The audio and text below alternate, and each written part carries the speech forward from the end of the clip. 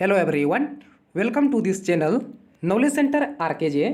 दोस्तों, SSC CHSL exam 2022 का आज यानी 16 मार्च को सेकेंड शिफ्ट का एग्ज़ाम हो चुका है और आज पूछे गए सभी मैथमेटिक्स क्वेश्चन और कुछ रीजनिंग क्वेश्चंस को लेकर आया हूं, जो कि आज के एग्ज़ाम में एग्जैक्ट पूछा गया क्वेश्चंस है और उसका मैं आपको जो है सॉल्यूशन और आंसर ही बताऊँगा, जो कि पूरा रियल एग्जैक्ट है। आप लोग मिलन कीजिएगा किनका किनका जो है कौन सा क्वेश्चन सही हुआ है।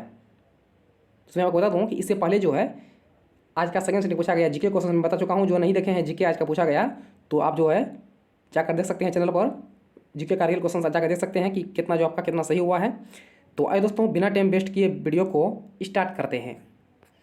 दोस्तों, आपको एक क्वेश्चन पूछा गया था कि 8 लगातार 9 से विभाजित सम संख्याओं का जो है औसत कितना होगा। तो यहाँ से यह है कि संख्या जो है होना चाहिए 9 से विभाजित, और बोला गया है कि संख्या भी सम भी संख्या होनी चाहिए। तो पहला कौन होगा, तो शुरू होगा ये 18 से।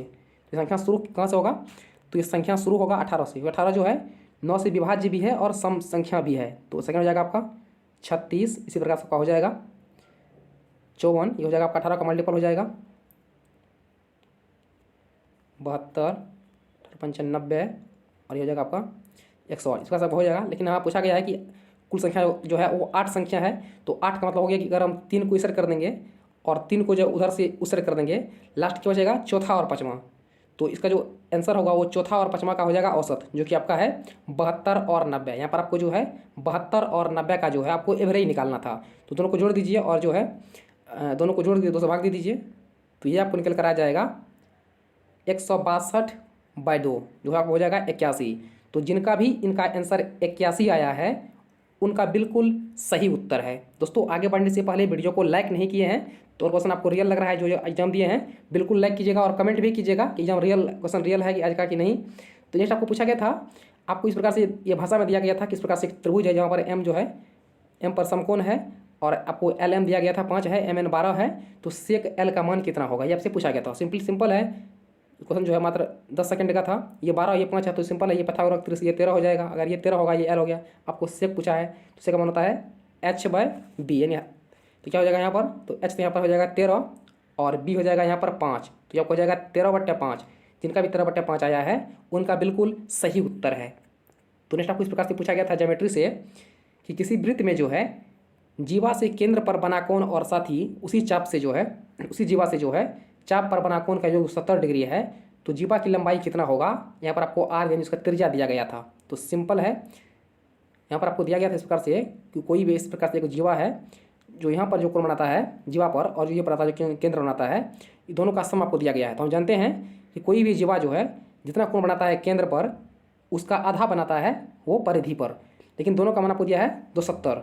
तो इसको अगर आप x मान लीजिएगा, इसको 2x मान लीजिएगा, तो यहाँ से आपको x का मान निकल जाएगा 90। यानी इसका मतलब जो है यहाँ पर जो है 90 बन रहा है। सिंपली यहाँ पर 90 बन रहा है, तो इसका मतलब है कि ये जो रेखा है ये व्यास है, क्योंकि व्यास ही जो है इस पर परिधि पर बनाता है 90 डिग्री कोण। सिंपल ये व्यास है। यहाँ से पूछ रहा था आपको, यहाँ पर r दिया गया था, तो पूछ रहा था कि जीवा की लंबाई कितनी होगी, तो इसका 2 गुना कर दीजिए, आपको हो जाएगा 48।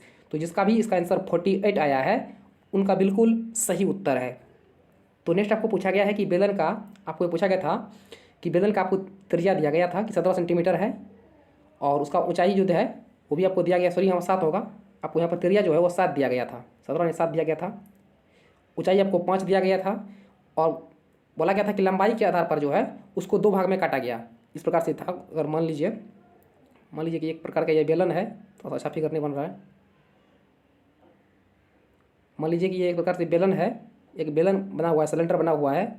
इसको 2 भाग में जो इस प्रकार से काट दिया गया है, इस प्रकार से जिसको जो है 2 भाग में 20 से काट दिया गया है। तो वो आपसे पूछ रहा था कि जो पूरा सिलेंडर है उसका और जो छोटा छोटा कटा हुआ भाग है, जो 2 कटा हुआ भाग है, उन दोनों का जो है संपूर्ण पृष्ठ क्षेत्रफल का जो है इससे कितना वृद्धि करेगा, इससे जो है कितना % वृद्धि होगा, इस प्रकार से पूछा गया था। वो सिंपल है, आप फॉर्मूला यूज कीजिए इसका। तो यहाँ पर आर तो सेम हो जाएगा, यहाँ पर आर जो है दोनों का सेम रहेगा, आर दोनों का जो है वो सेम रहेगा। लेकिन यहाँ पर एच जो है इसका आधा हो जाएगा, एच जो है छोटा वाला का वो आधा हो जाएगा। इसका अगर आप एच मान लीजिए, इसका अगर एच है, इसका कितना एच है, तो इसका एच आपका 5 है, इसका 5 एच है, तो इसका हो जाएगा आपका 5/2। तो सॉल्व कर लीजिए, सॉल्व करके अगर काटिएगा तो ये आपको निकल कर आ जाएगा एवरेज में, ये आपको हो जाएगा 6 ये आपको निकल कर आ जाएगा 6 to 9.5। तो यहाँ बोला कितना % आ जाए, तो यहाँ पर आपको 3.5 हो जाएगा। जो 6 पर निकाल लीजिए काट के, तो ये आपको जो लगभग 58 पॉइंट हो जाएगा समथिंग। जिसका भी आंसर 58 पॉइंट समथिंग था उनका आपका जो है बिल्कुल सही उत्तर है। तो नेक्स्ट आपको दिया गया था इस प्रकार से कि किसी जीवा से जो है लघु चाप पर बना कोण 65 डिग्री है तो दीर्घ चाप पर कितना कोण बनेगा। तो काफ़ी जो है कंसेप्ट बेस्ड क्वेश्चन है, काफ़ी इजी कर सकते हैं। इस प्रकार से दिया गया था कि जीवा इस प्रकार से है, लघु चाप पर कितना बना रहा है कौन, लघु चाप पर बना रहा है 65 डिग्री का कौन। तो आपसे पूछ रहा है कि दीर्घ चाप पर जो है कितना बनेगा। ये क्या बन गया है गौर से, ये क्या बन गया है, तो ये बन गया एक चक्रीय चतुर्भुज, साइक्लिक कोलेट्रल। तो इसका जो होता है सामने वाला एंगल उन दोनों का योग होता है 180। तो सिंपली है ये 65 है, इसको घटा दीजिए 180 में इसको घटा दीजिए 65, तो ये आपको निकल कर आ जाएगा 115 डिग्री। जिनका 115 डिग्री था उनका जो है बिल्कुल सही उत्तर है। तो आपको ये क्वेश्चन पूछा गया था, आपको दिया गया था कि प्रिंसिपल जो है 8000 है, इस पर 10% रेट से जो है 1200 रुपया ब्याज हो रहा है, तो समय कितने महीने है। काफ़ी ईजी है, बस निकाल लीजिए आप। जो 1200 जो है वो 8000 का कितना परसेंट है, सिंपली इसका नजर आ रहा है या इसे भाग दे दीजिए, हो जाएगा आपका 1200 बट्टे 8000 गुना 100, तो उससे कट जाएगा, इससे कट जाएगा, ये इसे कट जाएगा।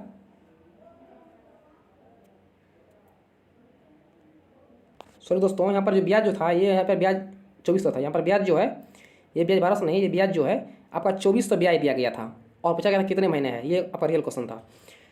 तो ये 8000 का जो कितना परसेंट है तो निकाल लीजिए, ये 8000 का जो है 30% है। इसका मतलब है कि रेट आपका 10% है, ब्याज सिंपल है, इसका रेट कितना आ गया, तो इसका जो टाइम आ गया वो आ गया 3 ईयर। लेकिन पूछा गया था महीना में, तो ये महीना हो जाएगा आपका 36 मंथ। तो जिनका भी जो है 36 मंथ आंसर आया है उन सभी का जो है बिल्कुल सही उत्तर है। तो आपको नेक्स्ट क्वेश्चन पूछा गया था, आपको दिया गया था कि 30,000 रुपया का जो है अंकित मूल्य वाली घड़ी पर जो है 2 क्रमिक छूट दिया गया है, जो कि X% और 20% देने पर जो है उसे 18,000 रुपया पे करना पड़ रहा है। तो आपको X का वैल्यू पूछा गया था, तो पहले आप निकाल लीजिए उसको कितना जो है, कितना उसको जो है छूट दिया टोटल। तो कितना छूट दिया है, छूट उसको दिया, इसका दाम जो है लिखा हुआ था 30,000 रुपया और उसको कितना में इसका विक्रय मूल्य है, तो उसका विक्रय मूल्य है 18,000। इसका मतलब जो है छूट दे रहा है टोटल 12,000 रुपया। तो पहले आप निकाल लीजिए कि 12,000 जो है ये 30,000 का कितना परसेंट है। तो सिंपली दिखा रहा है ये 12,000 जो है 30,000 का 40% हो जाएगा। इसका निकाल लीजिएगा 12,000 30% का, 12,000 बट्टे 30,000 गुना 100, तो ये आपका निकल का जाएगा 40%। यानी ये दोनों जो है अगर निकालेगा सक्सेसिव पे 40% का, तो ये आपका हो जाएगा 25%। तो जिनका भी आंसर 25% था उनका बिल्कुल सही उत्तर है। तो आपको नेक्स्ट क्वेश्चन पूछा गया था, आपको ए का मान दिया गया था, बी का मान दिया गया था। आपको पूछा गया था कि a + b का होल स्क्वायर बट्टे a² - b² का वैल्यू कितना होगा। तो काफ़ी इजी है, दोनों का वैल्यू पुट कर दीजिए, तो हो जाएगा ऊपर हो जाएगा 13 का स्क्वायर और नीचे हो जाएगा 10 का स्क्वायर - 3 का स्क्वायर, हो जाएगा आपका 100 - 9 यानी 91। तो ये आ जाएगा 169/91।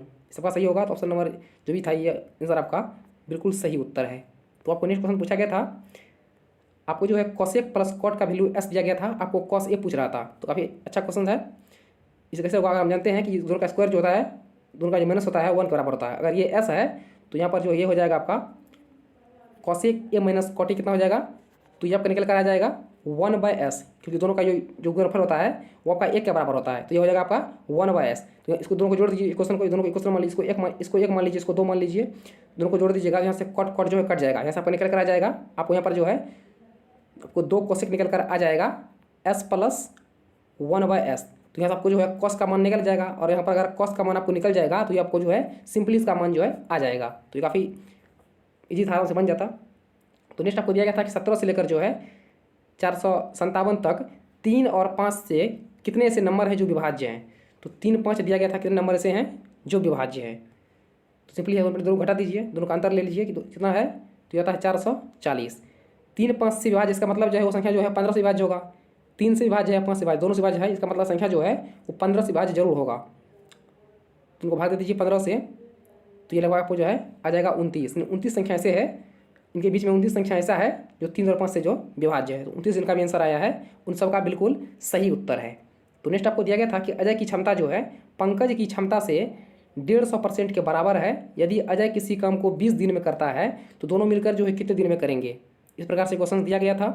तो आप मान लीजिए अजय को ए से और पी से कीजिए, तो मान लीजिए क्षमता जो अजय का है, सॉरी पंकज का है, वो उसको आप 2 मान लीजिए। पंकज अगर 2 इसका हो जाएगा, पंकज का अगर आप 2 मानिएगा तो इसका हो जाएगा आपका 3।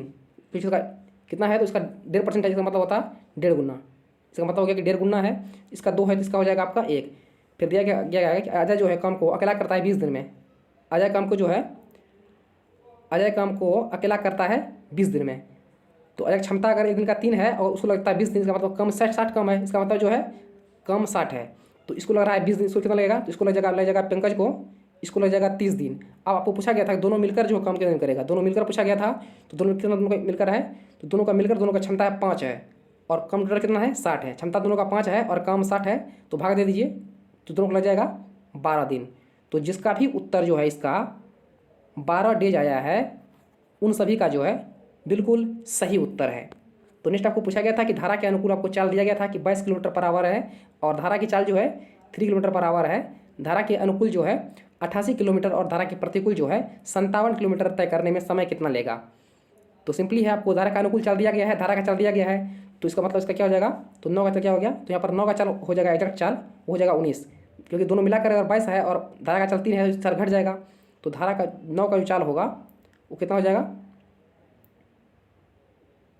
वो का हो जाएगा 19, और इसका कितना चाल हो जाएगा, तो ये आपका हो जाएगा, धारा का चाल आपका 3 दिया गया है। तो इसको इसका सॉल्व कीजिएगा तो इसका उत्तर जो है आपका 7 घंटा निकल कर आ जाता। तो जगह इसका आपको 7 घंटा निकल कर आया है, 7 आवर निकल कर आया है, उनका बिल्कुल सही उत्तर है। तो नेक्स्ट आपको दिया गया था कि 150 लीटर मिश्रण में जो है 30% दूध है, तो सिंपली है, और शेष में जो है पानी है। तो फिर पूछा गया था कितना दूध और मिलाया जाए कि परिणामी मिश्रण में जो है 40% पानी बचे। तो कुल जो है 150 लीटर है, इसमें जो है 30% मिल्क है। इसका मतलब है कि 45 लीटर जो है क्या है, 45 लीटर जो है ये मिल्क है। तो वाटर कितना बचेगा, तो वाटर भी बच जाएगा आपका 105 लीटर। फिर बोला गया है कि कितना दूध इसमें और हम मिलाए कि पानी जो है 40% बचे, यानी पानी का वैल्यू तो स्थिर है, पानी तो उसमें मिला नहीं रहा है, लेकिन इसको बोला कि ये 40% हो जाएगा। इसका मतलब ये जो वैल्यू है ये 40% के बराबर है। तो आपसे पूछ रहा है तो आपको कितना होगा, तो ये होगा 60 के बराबर। तो इससे आप निकाल लीजिए कि 60% पर जो है कितना मान होगा, यानी दूध जो है इसमें कितना होगा टोटल, इसे निकल जाएगा। इसको काटिए तो ये आपको निकल कर आ जाएगा, ये 2 और ये कट जाएगा, सो ये कट जाएगा 3 बार में, ये कट जाएगा 2 बार में, इसको निकल कर आ जाएगा, ये आपको हो जाएगा 315 बट्टे निकल कर आ जाएगा आपको। इसको गुना कीजिएगा तो ये आपको निकल कर आ जाएगा 315/2, तो ये आपको हो जाएगा 157.5।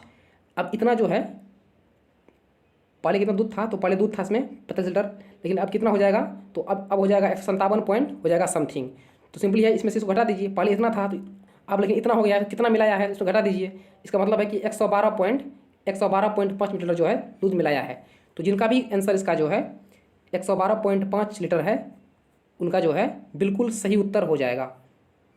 दूसरी बात करें रीजनिंग में, तो क्वेश्चन आप पूछ सकते हैं मैथमेटिक्स, आपको पूछा गया था पार्टनरशिप से क्वेश्चन, देख लीजिए। आपको कुछ यह था कि मान लीजिए 3 का ABC था, मान लीजिए कि ABC था, ए जो है कुछ पूंजी लेकर शुरू किया था काम, फिर बी जो है ये भी जुड़ गया था उनके 6 महीने के बाद। तो इनका जो भी पूंजी था वो गुना हो जाता 12 से, इनका जो भी पूंजी है गुना हो जाता 6 से। फिर दिया गया था कि एक और पर्सन था जो इनके 3 महीने के बाद जो है इनके जो है 3 महीने के बाद जुड़ा, तो इसका जो पूंजी होगा ये होगा 3 महीने के लिए इन्वेस्ट किया था।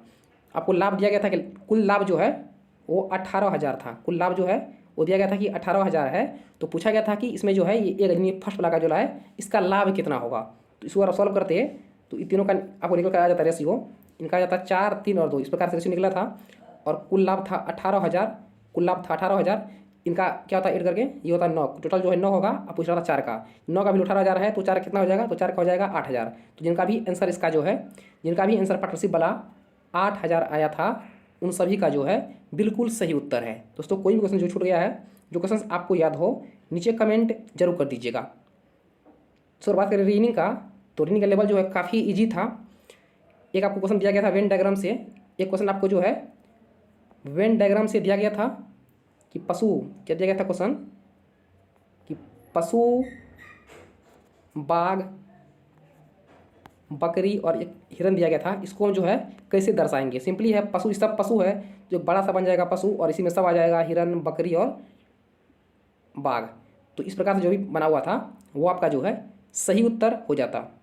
तो शुरुआत करें कोडिंग डिकोडिंग का। तो कोडिंग कोडिंग क्वेश्चन काफ़ी इजी था। आपको कुछ संख्या दिया गया था, इसे कुछ संख्या दिया गया था ऐसे करके, फिर इसमें जोड़ कर कुछ संख्या दिया गया था। जैसे मान लीजिए EF है, तो इस आपको दिया गया था कि ये जो है 6 के बराबर है। तो इसका जो पैटर्न है इस प्रकार से था, सिंपल पैटर्न था। यहाँ 4 संख्या है, 2 संख्या है, 6 हो गया। सिंपल पैटर्न था, इस प्रकार से पूछा गया था, जो कि बिल्कुल ईजी था। नेक्स्ट आपको इस प्रकार से दिया गया था एक संख्या, आपको 3 नंबर दिया गया था, कुछ इस प्रकार से था। मैंने 347 सही है, इसको 340 मान लीजिए। यहाँ पर जो है कुछ संख्या बीच में दिया गया था, और यहाँ पर भी कुछ संख्या दिया गया था। इस प्रकार से आपको 3 दिया गया था, बोला कि इसका जो है कौन इसमें से अलग है। तो सिंपली क्या क्या था 3 में, क्या क्या था, इन दोनों का जो जोड़ था, इन दोनों का, दोनों साइड वाला का, वो बीच वाला का जो है स्क्वायर के बराबर था। इसका जो है स्क्वायर के बराबर था इन दोनों का जोड़। तो एक पैटर्न था जो फॉलो नहीं कर रहा था, तो वो आपका जो है सही उत्तर हो जाता। तो शुरुआत करें कथन और निष्कर्ष का। तो काफ़ी इजी क्वेश्चन था। आपको एक फिगर काउंटिंग से भी दिया गया था, जो कि काफ़ी इजी था। उसका आंसर लगभग जो है 17 आता, जो आपको काउंट ऑफ ट्रायंगल से दिया गया था। एक क्वेश्चन आपको दिया गया था ब्लड रिलेशन से, एक क्वेश्चन आपको जो है दिया गया था ब्लड रिलेशन से। उसका आंसर जो आता है मामा, जिनका भी आंसर मामा आया है उन सभी का जो है बिल्कुल सही उत्तर है। दोस्तों फिलहाल इतना ही। जो क्वेश्चन आपको याद हो नीचे कमेंट जरूर कीजिएगा, और वीडियो पसंद आया हो तो वीडियो को जो है एक लाइक करके चैनल को सब्सक्राइब जरूर कीजिएगा। तो फिलहाल इतना ही, मिलते हैं नेक्स्ट वीडियो में। तब तक के लिए जय हिंद।